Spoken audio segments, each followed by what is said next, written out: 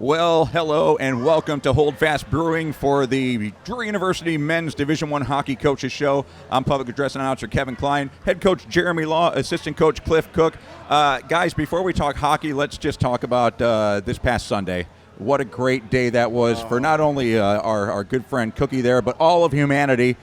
Cliff Cook celebrated his 50th birthday. Cliff Cook did something. What a special day that was, buddy. Whole team showed up. It was special, yeah. It was great. Yeah. Yeah. It was a really cool day to have the boys here. I told them a couple weeks ago when I let them know I couldn't make the Midland trip. I said, but when you guys get back, here's where I'm going to be on Sunday, and there's no place I'd rather be with this guy, with them, and my friends here at Hold Fast. Absolutely. Sounds like I missed a bit of the festivities towards the end there, but we cut out a little early. All right. I'm going to be editing this later, just remember.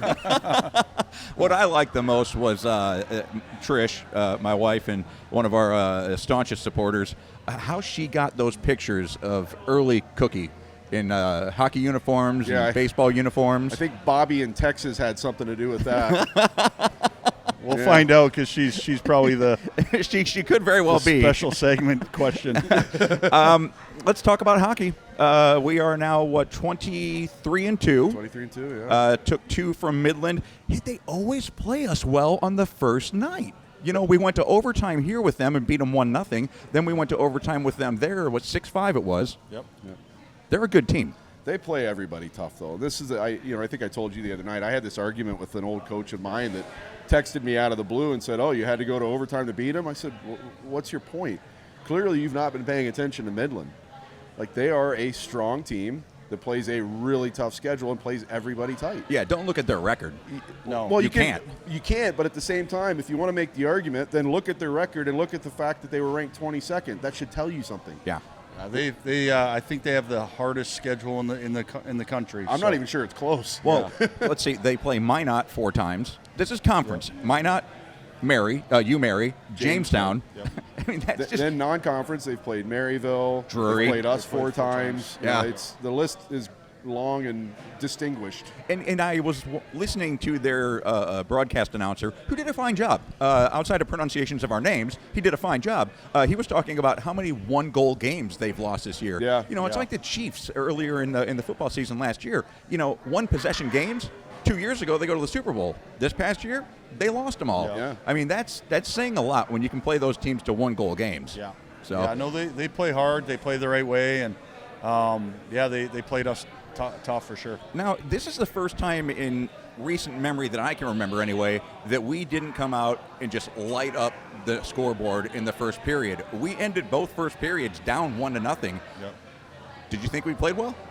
No, I thought, well, especially on Friday night, maybe call it bus legs. Maybe we underestimated. I'm not quite sure, but our first periods have been dynamite. Yeah. The last 6 games up until this past weekend. So we definitely came out flat. I don't think we played our best. I know the guys would agree, but for whatever reason, just lethargic, I would say. We didn't play bad. We just didn't have the jump and energy we usually have. I thought our second periods on both nights were a little bit better than what they have been. Saturday was just a radically different game for us, and it showed on the scoreboard. Yep. I thought we played a somewhat complete game that night, especially compared to Friday. Yeah, we still didn't have a great first period. I think we were down 1-0 after one, but I felt like we were in control of the game. I didn't have a feeling like we were in trouble at that point. Well, both nights we outshot them by double digits. Yeah. Well, and ironically, both nights too, which is something we need to happen. Our power play was lights out. Yes. Yeah. So that as we weren't playing up to the standard 5-on-5 that we've been at all year, but thankfully one part of our game that we need to get going, our power play did. Yeah, I think we were 2 for 3 on Friday and 2 for 4 2 for 4 on Saturday. So yeah, unbelievable power play percentage. Yeah, it was fantastic. Lawsy, you were there on the bench. I was watching at home, so I couldn't quite hear what was being said between referees and captains and coaches and stuff. But referees have a difficult job, I know, but it looked like they made their job a lot more difficult on themselves than they should have. Yeah, the reffing was not good there. Jan, who's a good friend of ours, he prepared me that the crew they have just doesn't really do a good job there. So I had several coaches call me before we got there and said, "Be prepared. You're in." So we knew coming in that the reffing was subpar. Well, and Cookie, you and I talked about this, and I said I was going to bring it up in the show here. All the face-offs where our players were tossed, they never had anybody tossed in the face-offs. Yeah. And that's the most I've ever seen in any game of players getting tossed. So explain to me why a player gets tossed out of a face-off. Well, it's a bit of a gray area at times. Some of it's pretty blatant, but I can't explain 99% of what happened at Midland. That's the bigger question, is why our guys were getting, like, if you watch, just take any random face-off and both wings come in early, both at the same time, well, why is one center getting thrown out over the other when it's a 50-50 play? And that was happening on a pretty regular basis. And Midland wasn't doing anything wrong. We weren't doing anything right. It's not like I'm trying to say Midland should have been kicked out. Nothing. Like, drop the puck. Let's get going. Well, I thought that was one of the main reasons why we were seeing so many people get kicked out of the faceoffs, is the amount of time it took for that linesman to get into the faceoff and then drop the puck. I would have been jumping. I think he wanted to feel relevant in the game, to be honest. Yep. That's exactly what I was asking Cookie, is that a bit of grandstanding by that official? Yeah, absolutely. Yeah. And then, is there an advantage or a disadvantage to the home team if the visiting team is always getting kicked out? Oh, for sure, because face-offs are a huge part of the game. Winning and losing could, win you or lose you the game. So we have our centers who are our best face-off guys. So when they get kicked out and you're putting a winger in who doesn't take a lot of face-offs, it's a huge advantage. So.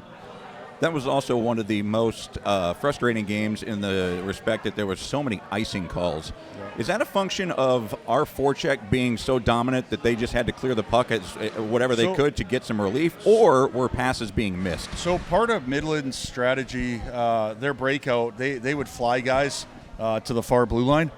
And we knew it. We pre-scouted them. We watched video. And so that's part of, like, the way they play. They try to stretch the ice and throw the puck down, and as a result, they get a lot of icings, but they also, get the puck out of their zone. So they're trying to eliminate the scoring chances, but on the flip side, it does, create a lot of icing. So, and that takes away a lot of momentum. Yeah, it's a slow game, a lot of whistle stops, and I think when they play a team that they know is probably better than them, or like a tougher opponent, they will play that style. Well, we had the good fortune, us watching at home, to listen to the intermission period interviews between their broadcaster and the seniors that were playing that weekend, and almost every one of them said our speed was just, they couldn't keep up. Yeah, and we built that. We built a team like that. Yeah, we're a very fast team, and like I said, I don't think it showed on Friday night, but I know what we're capable of, and it was just an off night for us. Hey, what a great weekend for Russell Kozak. He gets the player of the game on Friday, and they get shot blocker of the game on Saturday. That's a pretty complete weekend. Yeah, no, he was awesome for us this weekend. Yeah, he was great, and kind of I won't say a difficult situation, but a unique one, because he had multiple D partners throughout the weekend, because the way we kind of went into the weekend knowing how we were going to rotate guys. He played with his normal partner on Friday night, Francis Young-Menard, and then Saturday, he kind of had a rotation going with a couple guys. So, yeah, it was a little different weekend for him, but he's, as we expect all of our guys to do, he stepped up and did well. Cookie, you and I talked about this, and if he were standing right next to me, I would ask him this very same question. Joe had an off night on Friday night. Kuchasla was at Rust, or was at Midland having great shots?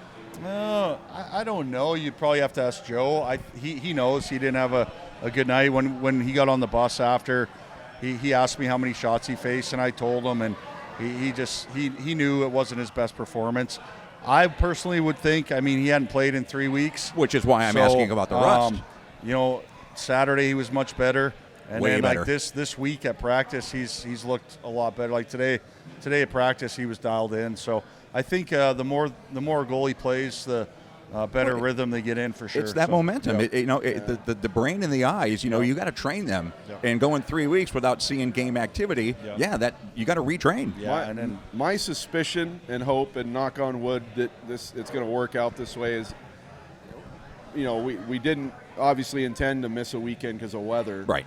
But it allowed us one more weekend to make sure his legs were fresh and all that. So he's going to get 2 straight weekends going hard before the national tournament. And my suspicion is that's going to actually benefit him. It will. In the moment you don't necessarily see that. He probably does and all that, but yeah, I think he's going to be dialed in, ready to go. Well, you talk to any goaltender, and they would rather face 60 shots a game than 15 shots a game, Yeah. and it's just because it keeps them sharper, it keeps them involved. Yeah. It's basically the same thing what we're talking about right here. I remember last week we had a couple of guys who weren't feeling very well. Did that carry over into the Friday game? I think we were on the tail end of guys being sick, but definitely I think our energy just wasn't the same. I think pretty much our whole team's healthy now. Yeah. But yeah, like going into Friday, guys were just starting to feel better. I don't think we were near 100% though. Well, we got 2 wins over the weekend, an overtime victory, 6-5 over Midland, and then we came back and beat them 4-1 on Saturday. And we're going to talk to 2 of the stars of the weekend. Both players had 2 goals. One had a goal on Friday's game and Saturday's game, and then the other guy that we're going to talk to has never been on the coach's show before. He had 2 goals on Saturday, including the game winner. You're going to meet Anmol, Garcha, and Devin, Jameson coming up in segment number 2 here as the coach's show rolls on from Hold Fast Brewing for Drury University Hockey.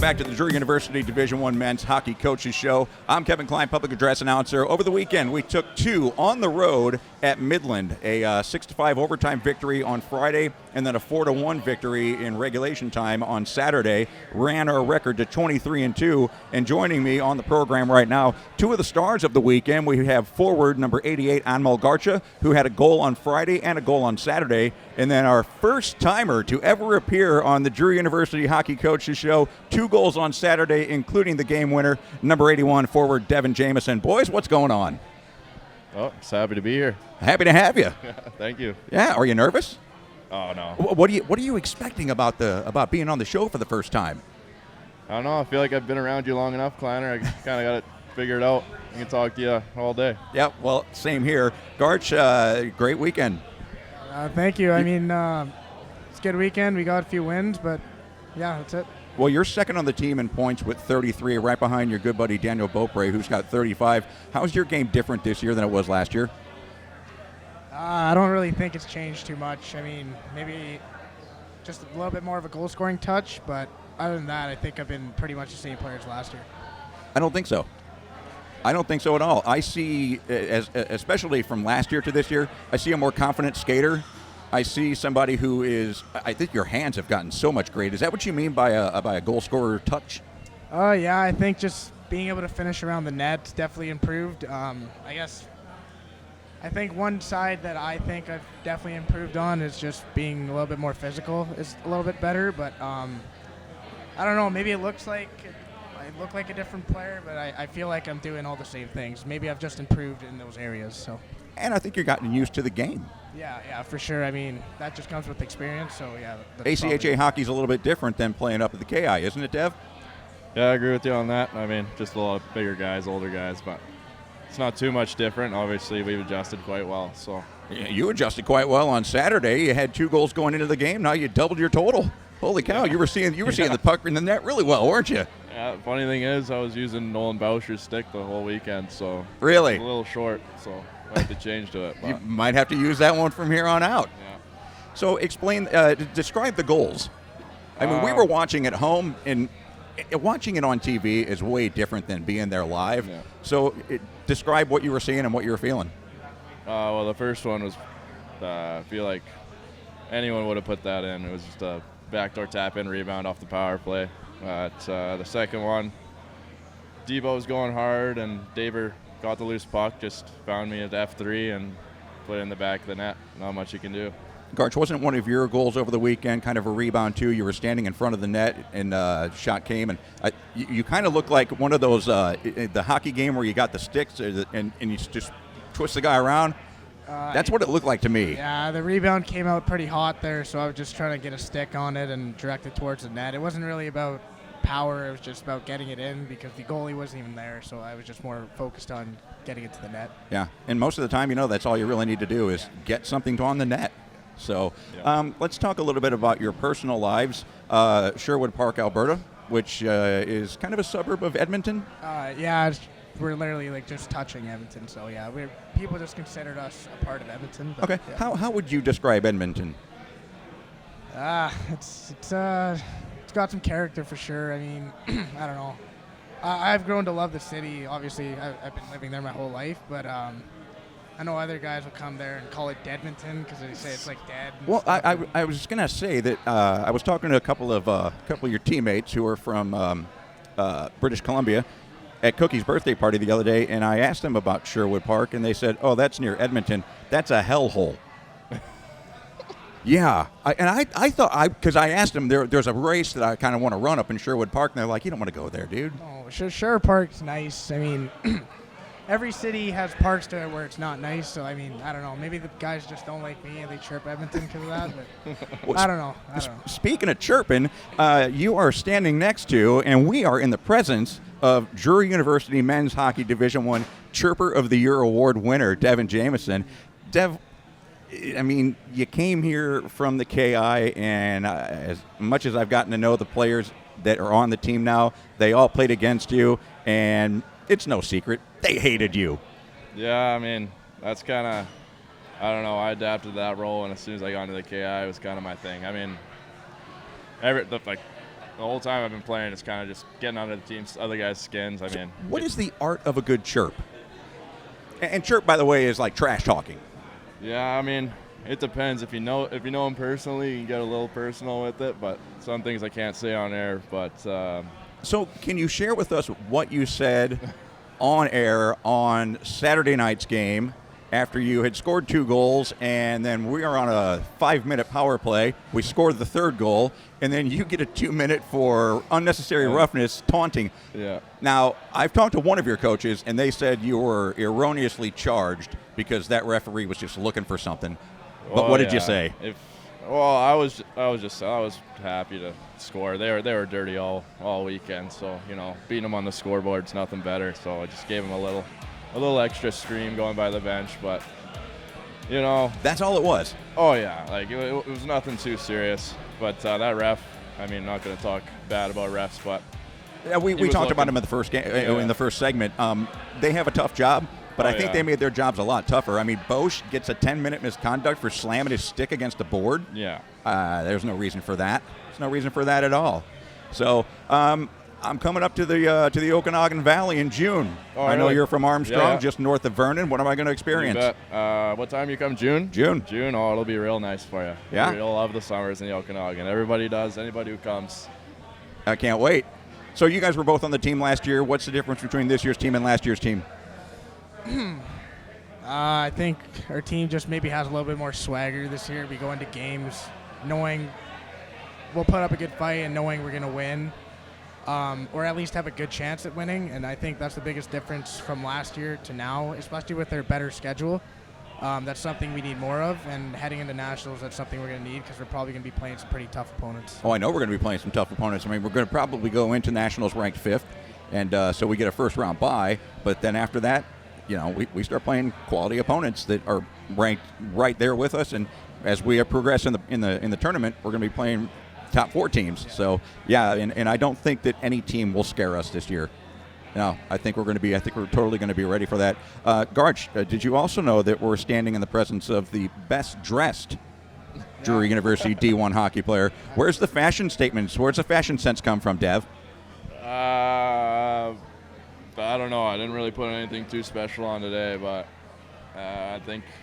Well, the Web Sports Radio girls aren't here to take pictures today, so I think right. you're all right. Yeah. I think you're okay. I don't know where that came from. I think obviously you guys did the anonymous voting on the team, and it just somehow turned out to be me. I wasn't expecting it or anything, but kind of just how I dress, I guess. And Garch, you got most positive. I don't know. I've been better about it this year, but I don't know. I guess people like to give me crap about not being the most positive guy.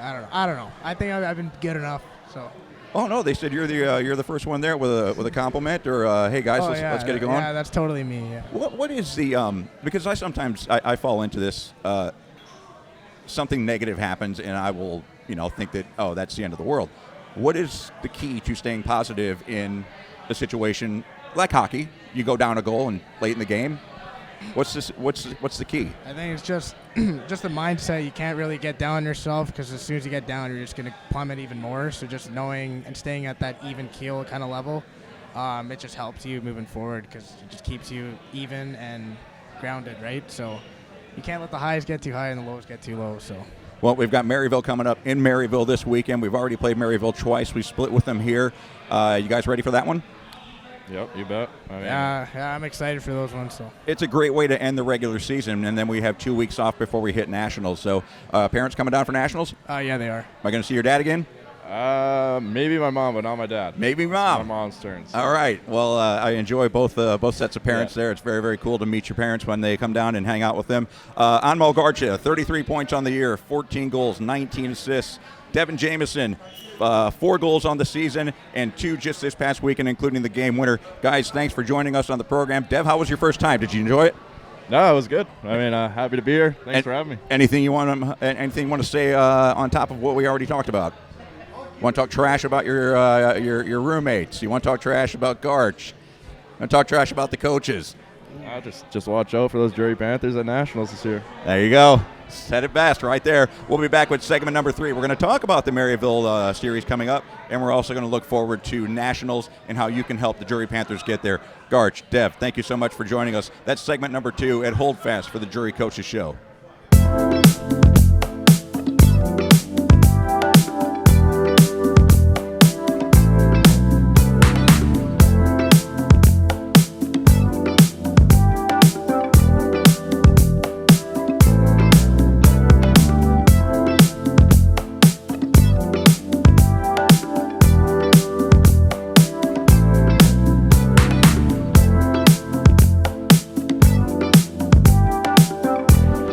Once again at Hold Fast Brewing for segment number 3 on the Drury University D1 Men's Hockey Coaches Show. I'm Kevin Kline, public address announcer.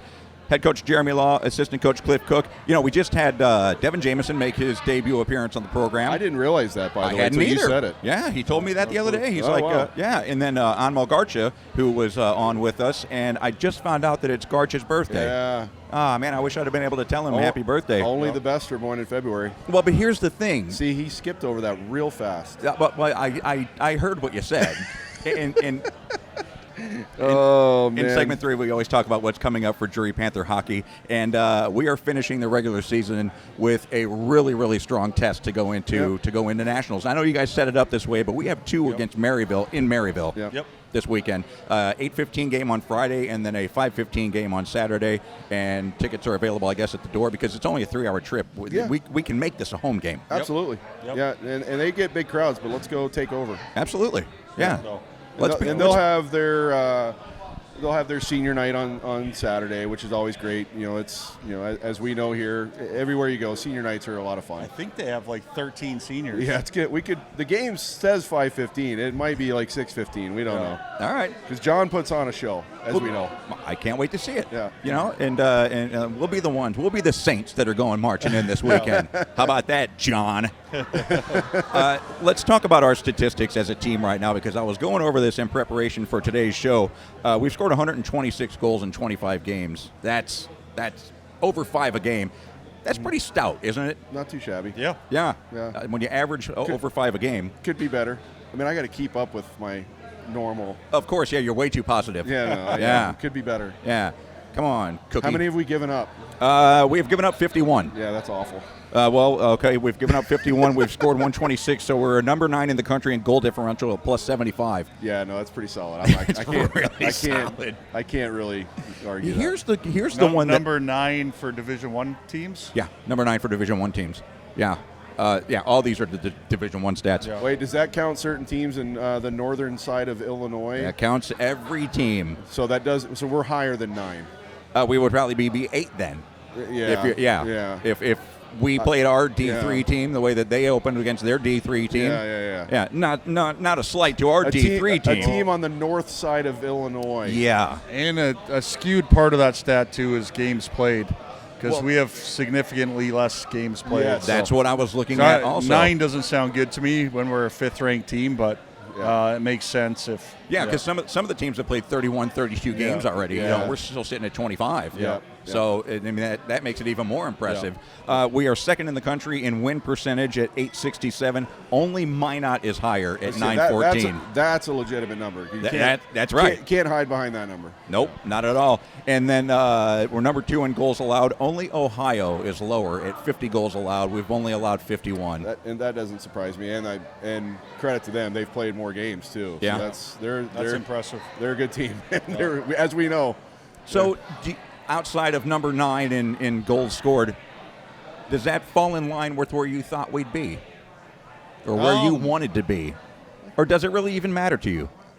I don't think it matters too much. I'm proud of what we've accomplished so far, but all that matters now is the last few weeks here and making a good run at nationals and giving ourselves a chance to win a national championship. So. We just need the bigger number on our side at the end of the next. Let's put it this way, hopefully 6 games. Yeah, because it'll take 4 to win the tournament, and we've got 2 coming up against Maryville. Yep. So, what's it going to take to win the tournament? Honestly, playing our best hockey. So you can't, in a one and done format. Can't hide. You can't take a period off. You can't. You have to play your best game for 4 straight games. Every cliche you can think of in hockey comes true when you get to the tournament. Like every shift. Got to win every shift. Got to win every period. It's as simple as that. Yeah, basically every game is a Game 7. Yep. Yeah, absolutely. And there is nothing more tightening than a Game 7 in the NHL. It's exciting. Yeah. It's very exciting. And then, let's make this a home weekend up in Maryville. 8:15 on Friday, 5:15 on Saturday, and then we find out what our final ranking is next Tuesday? On Tuesday, yeah. If for those in the Ozarks, Springfield area on Tuesday, if you want to come hang out at Holdfast, watch some awesome live jazz, but also kind of peek in. We're going to be the league for the second year in a row. They did it many years ago, but it went away for a while. But for the second year in a row, they brought back the selection show. So we're going to get all the boys here at Holdfast. We're going to camp out back in the Mug Club room and watch the selection show and see when our number comes up and who we're potentially playing. We won't know who we're playing until the tournament because we get the first round bye. But we'll know who we're playing the winner of. Yes. Okay. Yeah. So if you want to come by and come say hi to the boys and see what's going on, come. Any Nostradamus-like prognostications on where you think we'll end? I think it's a similar number to where we are now. Okay. I don't suspect it's going up a number, but there's a potential it could go down a number. But I think, not if we take care of business this weekend. As I said this in our last show, as Chris Perry says, the cake's kind of baked right now, and I think 5 is a pretty solid number unless something goes kind of nutty this weekend. No, it's going to go nutty on our side because we're going to win. We're taking 2 on visiting ice this weekend up in Chesterfield when we take on Maryville. Boys, what a great season it's been so far, and now we get down to crunch time. Yeah, and awesome. Just a reminder, we still have our Nationals fundraiser going on. We'll post that information. The merchandise is still for sale as well. So all that information will be in the description down below, links to everything, and help support these guys. Yep, support the Panthers on their road to nationals. Guys, thanks for joining me, and looking forward to the selection show. Looking forward to this coming weekend as my wife and I, Trish and I, will be in attendance because we want to support our boys and support you guys as much as possible. Anyway, boys, thank you so much for joining me, and thanks for letting me host this and for letting Trish and I be such a close part of the program. Of course, we love you guys. Yeah, we love you guys too. We'll see you this weekend in Chesterfield, and then we'll see you next Tuesday for another episode of the Drury University D1 Coaches Show at Holdfast Brewing.